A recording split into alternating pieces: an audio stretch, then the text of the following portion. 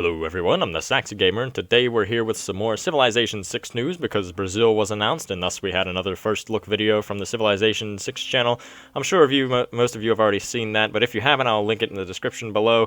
But I'm not here to talk about Brazil because I'm going to go a bit more in-depth because I'm sure that not everybody's going to study these videos much. But we're going to talk about great people today because Brazil is kind of reliant on great people for its success, and that's kind of what it specializes in. So, in the video, we got this screenshot of a great person acquisition screen. As you can see, we have our typical great people: the general, admiral, engineer, merchant, prophet, scientist, and writer. And there is a scroll bar at the bottom, so I'm sure artist and musician, and maybe even a few new ones are in there as well. But down at the bottom of this, you can see recruit progress, so we're going to have points, as it always did. And we can also recruit with gold or patronage, and I think patronage is just faith, so I'm not sure if you need special civics to be able to get people with faith or not. It would appear because it doesn't look like, I guess it could just be that they don't have enough faith to purchase them. But either way, you can now purchase great people with gold and or faith, I'm assuming that you don't need a civic to do this, which is pretty much the old social policy. But that is a new way that you can get great people in Civ 6. Brazil has a unique ability that allows them to essentially have lower costs for great people, which is why they are such a great person-reliant civilization. But the more interesting thing about this is the fact that, alright, so we have this screenshot right here, which has, up at the top you can see all the great people have their own names and their own eras.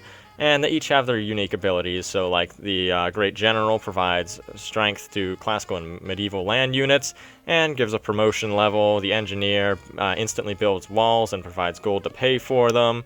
And yeah, so they each have their own abilities, so that's all seems well and good. But then whenever we switch over to a screenshot later from the video, you can see that now we are in the Renaissance era, and the abilities have changed for the great people. So now our Great General only provides combat strength to Renaissance and Industrial era land units, and also creates a relic. I'm not exactly sure what relics are, but I don't have enough information to even make a theory on them yet. But our Engineer also now provides production towards wonders, and all of the other people have changed, except for the Prophet. I would assume that the Prophet's just going to be, you know, what he always does, founds religions. And actually, you cannot recruit at this point in the game, which must mean that there might be even a limit to great people, how many you can have, or maybe it's just a thing with the Great Prophet, because there's only so much you can do with them. But, yeah, so Civilization 6 is not going to have great people that have the same abilities. I'm not sure if it's specific to the era, like all Renaissance era great people have like this ability, but the classical ones will have this ability. I'm not sure if it's that or if it's specific to the individual person, like only John Jacob Astor is going to have that ability, but somebody else will have a different ability. It's not exactly confirmed yet, but it is confirmed that they are having great people are going to have different abilities based on what time you have them in. So I think that's going to really change up Civ 6. Especially with like the great admirals and generals, because no longer can you just keep your one great admiral for like the eternity of your entire civilization, and he's just always going to give you a boost, because no, you have to get more great generals to correspond with the era that you're in and the troops that you have with that.